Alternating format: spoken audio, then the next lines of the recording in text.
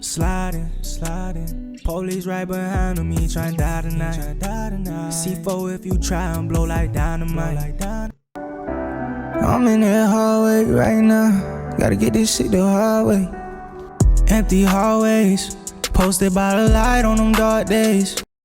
Alright people, welcome back to SouFLoTV again. Everybody, it is your host with the most. If you've never been here before, just go ahead and hit that subscribe button so you are notified. Hit that bell next to the subscribe button every time a video goes live on SouFLoTV, or every time we go live on SouFLoTV. Now, a boat washed up on shore in the United States of America, Florida, Pompano Beach to be exact. And on that boat were a number of individuals. Among those individuals, I believe it was 14 individuals. Among the 14 individuals, 11 of them were detained. Among those 11 that were detained, I believe 7 of them were Jamaicans. Among the 7 that were Jamaicans, I believe 4 of them have been found to have a criminal background. Not no small criminal background either. So we're going to talk about that because we covered the video and then we took a different stance at the time. We said, man, I hope that their papers are good as far as legal issues goes. I hope they're not on anybody's wanted list in Jamaica. I hope they're not wanted for anything. I hope they were just citizens trying to escape a volatile community and feeling like they had to leave the island because things are going crazy. Now, for those who are in denial, you can deny it all you want to, but you can tell that denial to the families who lost over 640 murders so far in that country, Jamaica. Yes, let me say it again. From January 1st till today, there's well over 630 murders on the island of Jamaica. So when people are running away, trying to find peace and safety, then you cannot blame them. Okay? And we thought these were those kind of people. But I also said in the last video or the previous video we did that the US does not hand out asylum papers to just anybody. There are people that are living in the US that have been here for years under asylum protection and still have not been cleared 100% to get a green card. The reason being is because they are still under investigation. So some people, their stories are investigated deeper, even deeper, because the last thing the US wants to do is to take someone in who knocks on its doors, whether it's by washing up on its shores or stowing away on a boat or whatever, gets here illegally, and the US gives them full paperwork and say, hey, go off into the US and live a happy life. And they just welcomed in a top tier criminal who probably will not stop his criminal activities, right? So they're vetted. And based on that, we were hoping that these Jamaicans that came on this boat, which by the way, came from the Bahamas, even though American headlines said the boat came from Jamaica, in the headline, but you had to read the whole story to hear it say, or to see where it says the boat originally left from Jamaica but stopped in the Bahamas before heading to the US. Now apparently it stopped in the Bahamas and picked up some other people. Was this a human trafficking route? These Jamaicans with criminal backgrounds that were found on this boat, were they a part of something other than just trying to get to some freedom? Now, it's funny to me because the most vocal person of all those who were detained is actually someone who should have kept his mouth quiet.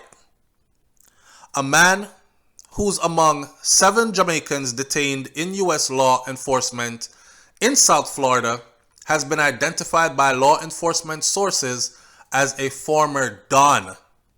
You know, Don, we run area Dons, bad man, Don that call shots, shot caller.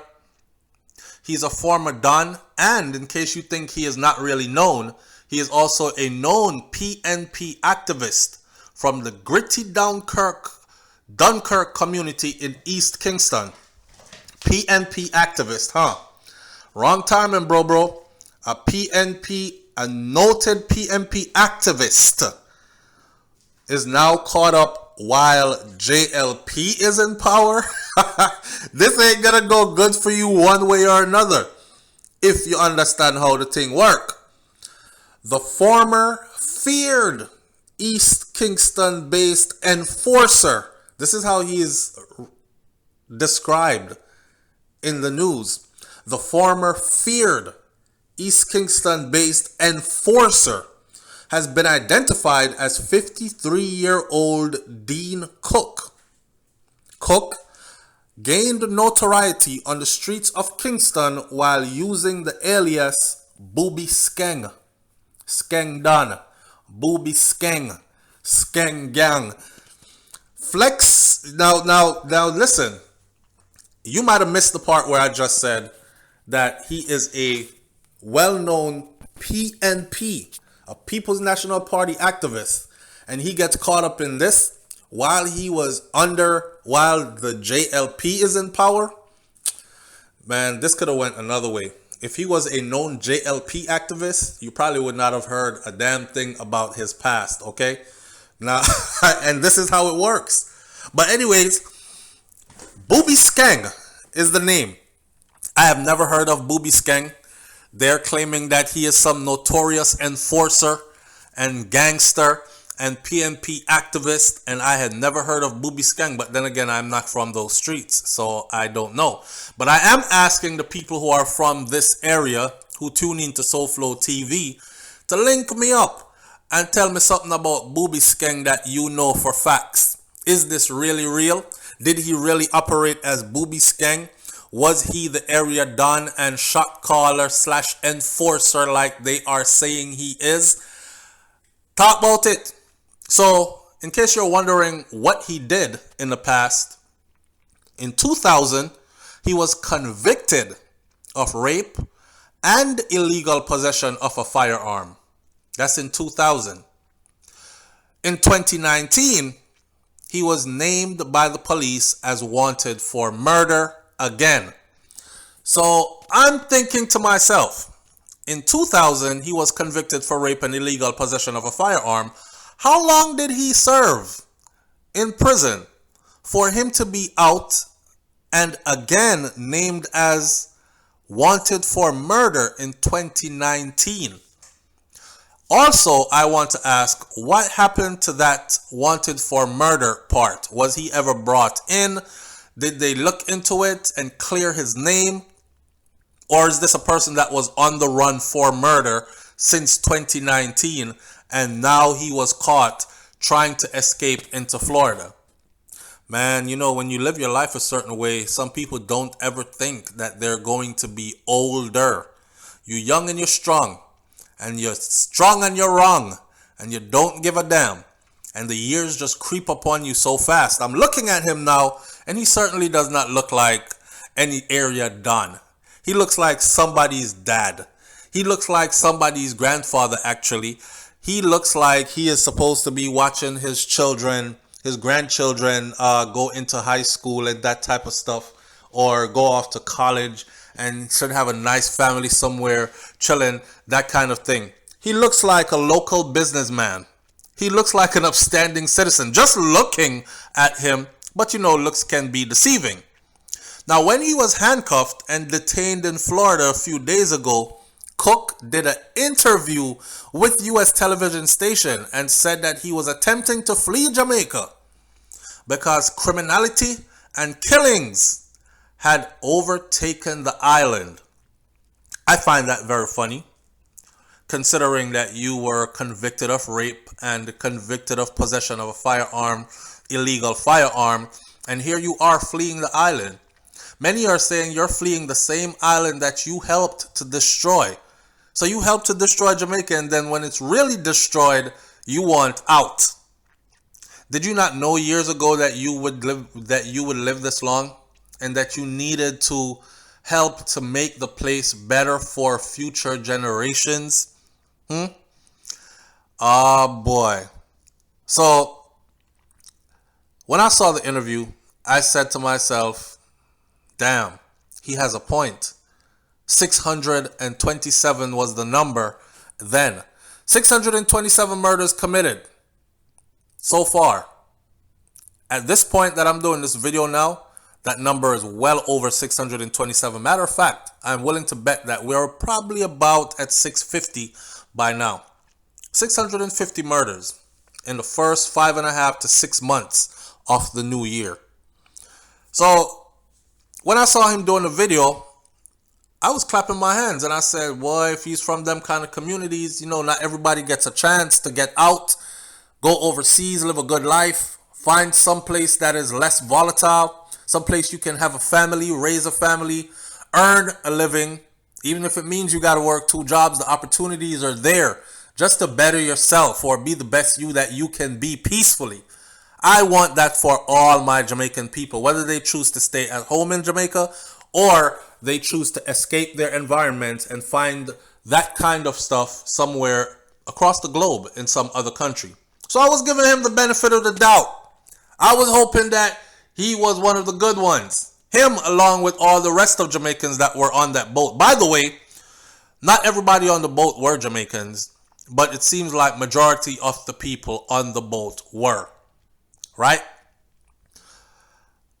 I'm thinking that these guys probably were not really trying to escape Jamaica per se. I'm thinking they are probably a part of pimping and pandering. They're a part of getting women and bodies, meaning women and men, human trafficking from one point to the other. There's a lot of money to be made in human trafficking. And usually when people are trafficking humans, they also traffic large amounts of drugs and guns alongside the humans they traffic. So there's a lot of money to be made in it. Was he still up to his done ship ways? God done something not easy, you know. Now, Cook's comments made its way to the floor of the Jamaica Parliament on Friday when a senator, the PMP's Lambert Brown, used that comment to chide the government. Brown suggested that the government is not doing enough to prevent crime and reduce the likelihood of Jamaican citizens attempting to flee the island due to the prevalence of the scourge, the high level of gruesome murders on the island. Now, Lambert Brown, opposition senator. However, while addressing a media conference on Sunday, Police Commissioner Major Anthony Anderson disclosed that 4 of the 7 Jamaicans who were detained in Florida are known to the police here in Jamaica because of their criminal trades. So, I know some criminal who did a try get away. 4 out of the 7. Major General Anthony Anderson, Police Commissioner. The 7 Jamaicans, including Coke, remain in custody of the U.S. police and they are awaiting proceedings and procedures. I am just glad that they were able to sift them out that quickly. And certainly, again, they have made it bad for anybody else who is going to attempt this way. Because, you know, a visa no give out like that regular, you know. There's people who've been trying to get visa for years and fly out, say, boy, I want to go over the US to go see what it has to offer me. And all know, them can't get a visa for fly out. So if somebody got desperate and actually went that route and really was trying to evade or escape rough life, human trafficking, abuse, whatever, these people, these 4 criminals or with criminal backgrounds that ended up on these shores just made it very hard for anybody else that will come after them.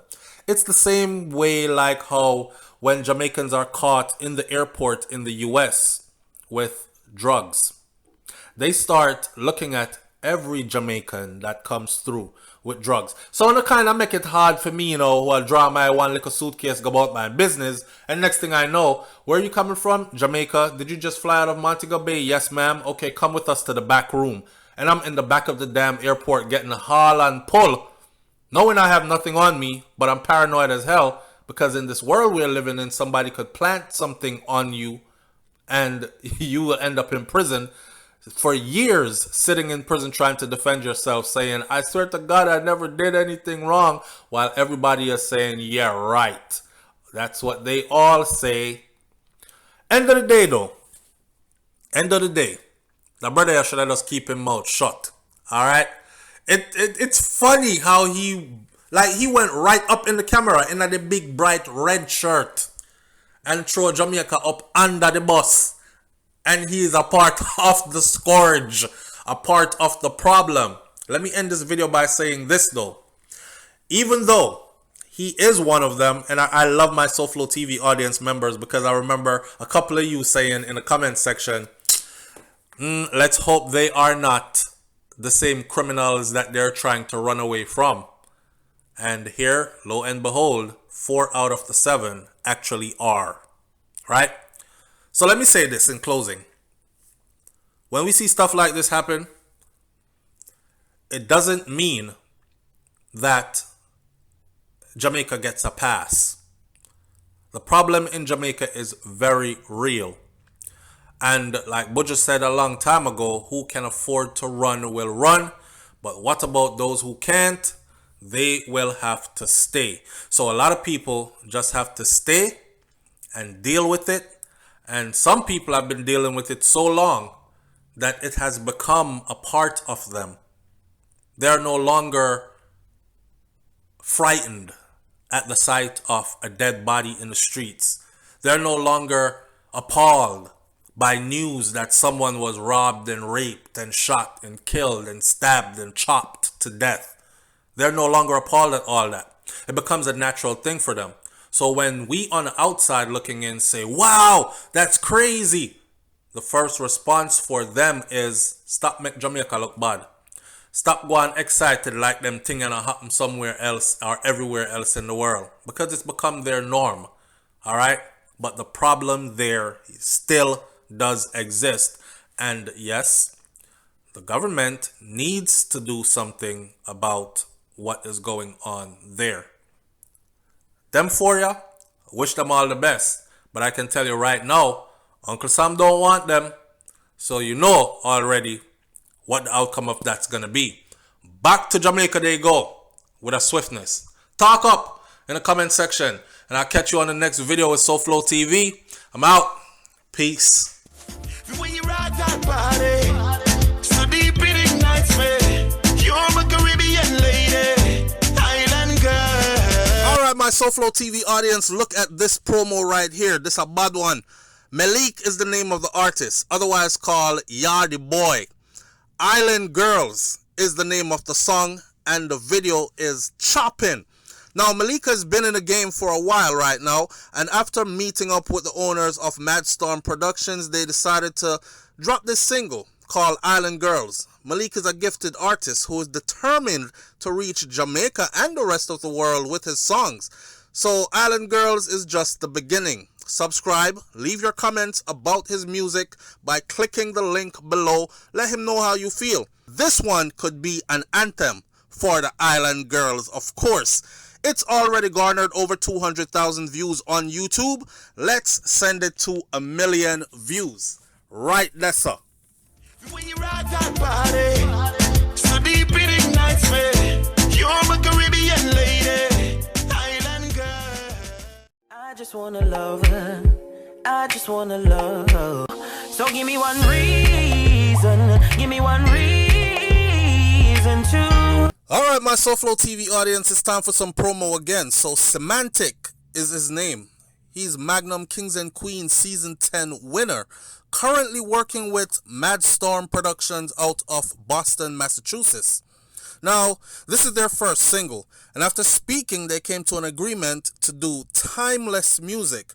This is an outstanding DJ, but we know that his vocals could go timeless. So they did the single called Wanna Love. I just wanna love. So give me one reason. Give me one reason to. I just wanna love her. I just wanna love. The single and the video you can go listen to and watch over on his YouTube channel by clicking the link. Okay? Now let the music lovers around the globe be the judge. When I hear this, I hear Chris Brown. When I hear this, I hear Neo. When I hear this, I hear Omi. Remember Omi? Ooh, I think I found myself a cheerleader. That one there. When I think of this or when I hear this, I hear a classic banger that can transcend all boundaries and become a massive international hit. Madstorm Productions is on to something with this one.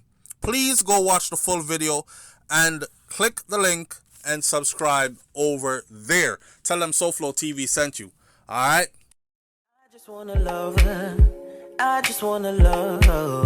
So give me one reason. Give me one reason.